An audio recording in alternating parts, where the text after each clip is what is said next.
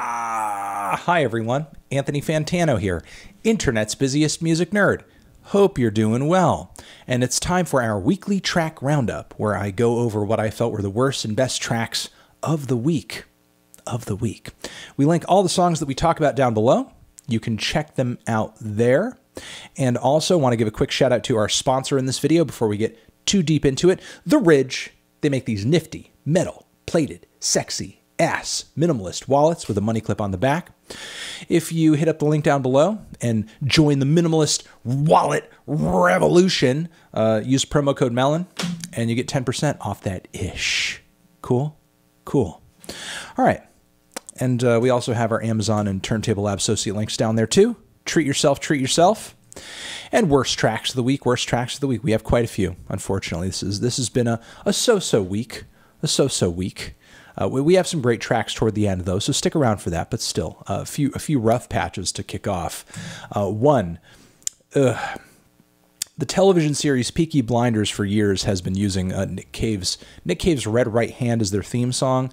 And over the course of the series, they've had a few artists cover the song to kind of break things up a little bit, which is nice, creative, interesting. Not the first show to do such a thing, but still have different artists covering the theme song and whatnot. But now they've had Snoop Dogg do it, and he just pretty much goofed his way through it, and it's easily one of the worst cover songs I've ever heard in my entire life. And it just is what it is, I guess. It just is what it is. Robin Thicke, When You Love Somebody, painfully boring pop soul with almost no soul. Who needs it? We have R.E.M. new newly released demo track, which is going to be coming out with a box set for their album Monster, which is now, I think, 25 years old at this point. Not one of the band's most celebrated records, but still an album, I think, considering the time it came out and the shift in sound it presented for the band, still a record worth looking at and going back and maybe reassessing. But still, this track, Revolution 421, again, demo that has been released in an effort to tease toward this box set, is trash. It is repetitive as hell. Obviously, it's a demo, but the recording is not doing the song any favors.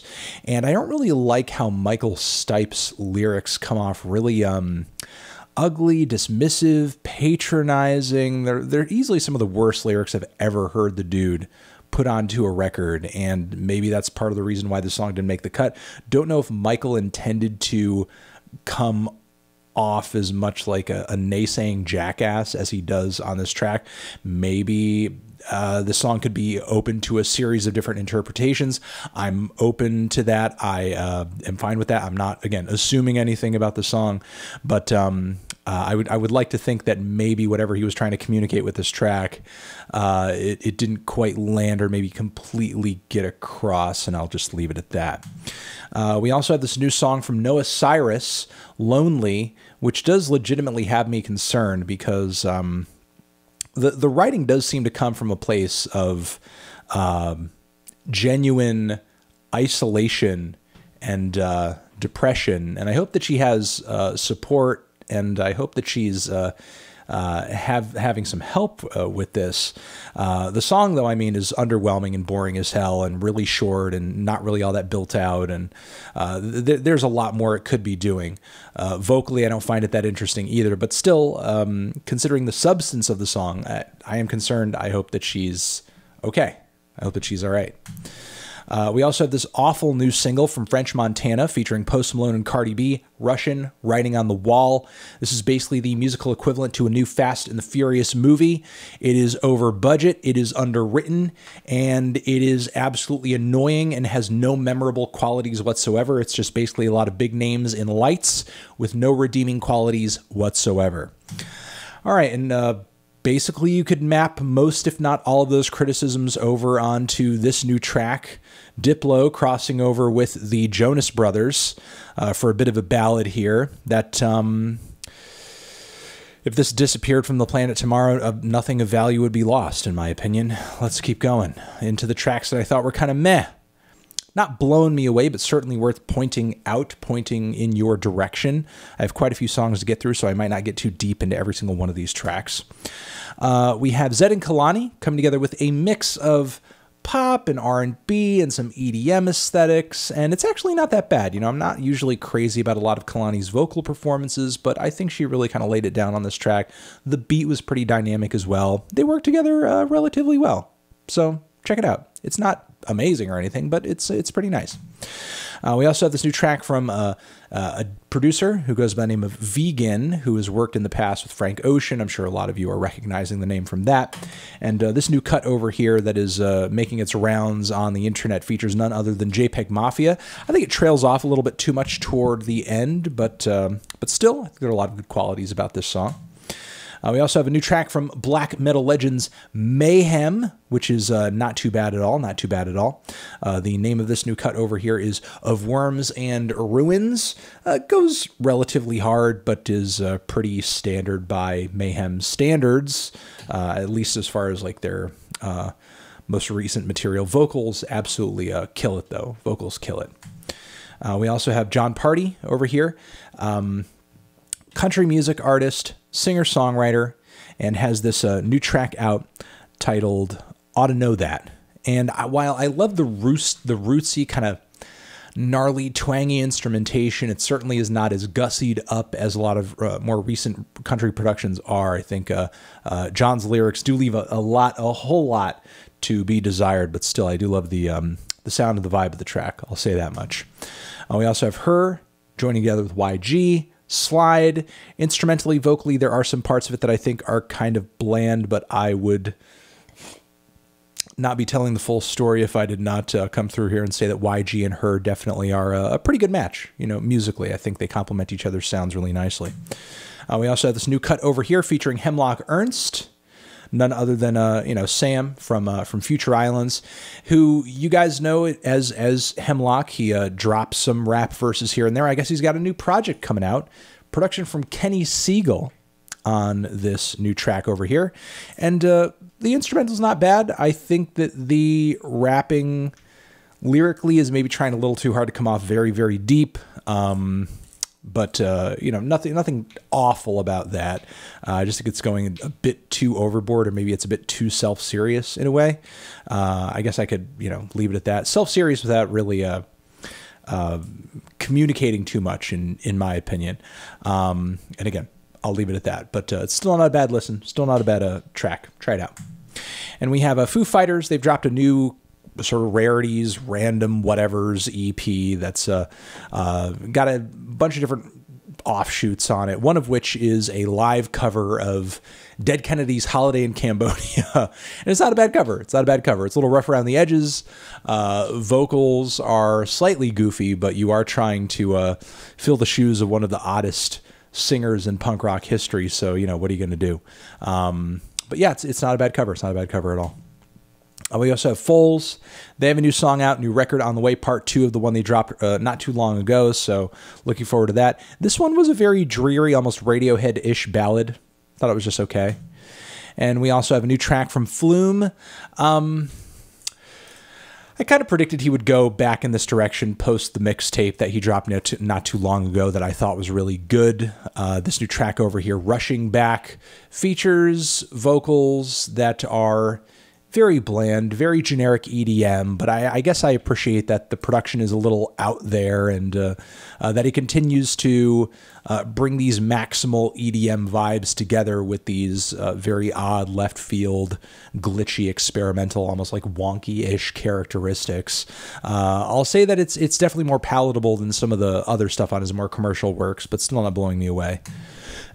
We also have Cate LeBon, as well as Bradford Cox of Deer Hunter fame, coming together for a new collaborative EP of tracks. This one that has come out so far is titled Secretary, to sort of tease toward the release. And it's very dreary, it's very sad, very dramatic. The pianos are incredibly strong, and it's a little Nico-inspired. I'd say a little Nico-ish.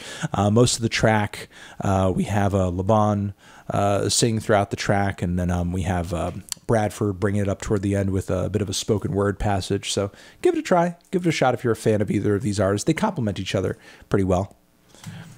And we have Broken Bells. Yes, Broken Bells as a project is back. Can't say I'm too excited given how underwhelmed I was by the last record, but this new single over here is not all that bad. Nothing that's really getting me going or getting me really excited for the new project, but it's not a bad thing. It's not a bad track. And we also have Alcé over here, black metal outfit, which I'll say that I thought this track was less boring than some of the other recent singles that have come out from this band. Sapphire is the name of this new one over here. I thought the guitars had a bit more edge on this one. You know, I'll leave it at that. All right, best tracks, the ones that really floored me, the ones that really left an impression on me. First, Wiki of Rat King fame. He is back with a new single. Madlib on the production. Lyrics are solid. Flows are solid. I think a lot of his wordplay on this one goes over well. And yeah, I don't know. I mean, I think Wiki's solo has always had quite a bit of potential that he hasn't fully capitalized on. And I'm hoping that he does that on a new project. If he puts out more tracks like these, like this one, it's going to happen. We also have Tonight, who came out with this new track last week, but I failed to mention it. Serpent is the name of the new one over here. And I think that there are some people who are having a hard time adjusting to the track, and I get that it's probably not going to have as much widespread appeal as any number of songs off of their EP. I mean, it's been like, I think 5 or 6 years since they dropped original material, and that original Tonight EP came out so long ago. And the trap wave that rode in on is like totally gone now. And I don't mean trap in terms of like hip hop. I mean trap in terms of like being a huge prevailing trend in EDM. Like obviously it's still there to a degree. Nothing leaves forever. But it's not like, you know, the new hot thing as it once was when these two, as Tonight, you know, Lunas and Hudson Mohawk, because they each respectively have their own careers. When these two dropped onto the scene as Tonight, as a duo, were effectively able to come out with one of the most unique EPs in that genre, in that style. One of the best EPs too, in my opinion. This new song over here sees them drifting away from those trap cliches a little bit, and even kind of reeling things in a bit, not even dropping a banger as much, because, I mean, while the beats on this track do go pretty hard, a majority of the song, in my opinion, is spent building up with these really weird, kooky, totally out there vocal samples and strange little sound effects. I mean, I don't know how this track would go over on a nightclub floor, but I could say at least on headphones, I think it's fun. I think it's interesting. I think it's intriguing. I think it's a weird crossroads between experimental sample-based music and really aggressive, you know, electronic dance music. I think it's got a lot of interesting qualities to it. It's not as visceral as maybe some fans were expecting Tonight's music to be, given their past material, because it does take so long to kind of build up to these very heavy shots of percussion, which again do not last quite as long as some of the weird vocal passages, but I think it's a really intriguing track. We also have this band that I'm now just learning about via our buddies over at Invisible Oranges and Brooklyn Vegan as well, the Night Watch. This track that is out is titled Mendoza, and if you're into instrumental modern classical fusions of metal and I guess progressive rock as well, give this thing a shot, because it is beautifully orchestrated. And while I find a lot of the compositional elements to be very complex and pretty impressive as well, I think that the performance is very visceral too, and I love to see that balance. You know, I hate to see overly produced crap. You know, even if you did manage to compose something kind of impressive, but you've cleaned the sound up and you have quantized it to the point where it just has like literally no human touch to it, then you're kind of missing the narrative, in my opinion. And I feel like these guys are able to, or rather this project is able to maintain that organic beauty while also just pulling off some really impressive musical feats throughout this interesting and very lengthy track. Moving on to the next one, we have an artist who goes by the name of Tae She. She has a brand new single out featuring Blood Orange, and it's, oh my God, it's amazing. It's an amazing pop tune with a beautiful, gorgeous, vintage 80s sheen to it, while Teishi and Blood Orange don't particularly stand out as the best vocalists on the block individually, because their singing is very light, it's very breathy. I don't think either of them would really stand out without all of the pillowy instrumentation surrounding their singing, but together they have quite a bit of chemistry on this track. They have a lot of chemistry on this track, and that really sells this song. This track is gorgeous. It's gorgeous. It's beautiful. It's beautiful. It's gorgeous. It's gorgeous. It's beautiful. It's beautiful. Don't miss it. It's fantastic. It's gorgeous. It's gorgeous. It's beautiful. It's gorgeous.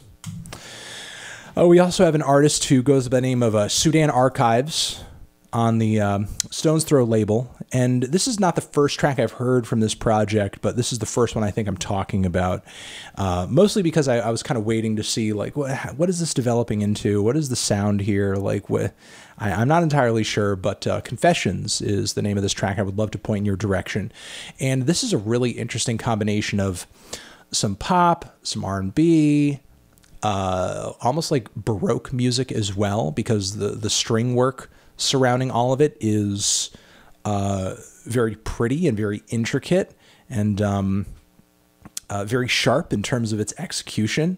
So it's an interesting crossroads. It's an interesting crossroads. It's very groovy.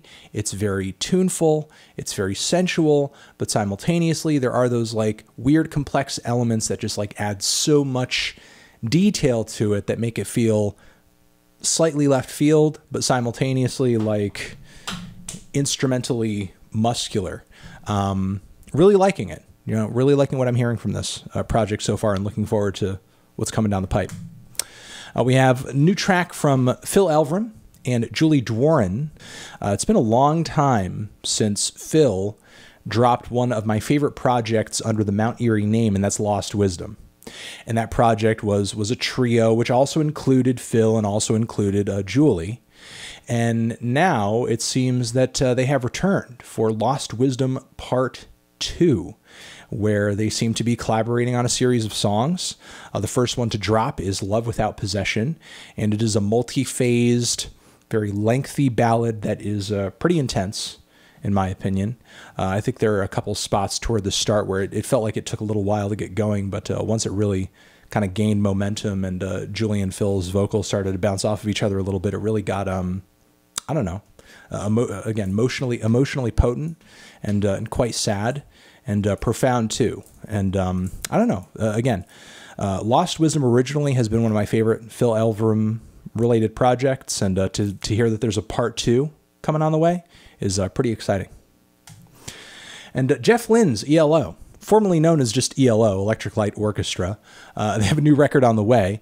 From Out of Nowhere is the name of the new track, and it is loaded with top-notch production, Beatles-esque vocal harmonies, quality songwriting, some good vocals too. If you know anything about ELO, I guess you have reason to be excited. Okay, Jeff Lynne's ELO, new track out. Give it a shot. It's really good. And we also have George Clanton teaming up with Nick Hexum of 311, because apparently the boy George Clanton of 100% Electronica fame is a big 311 fan.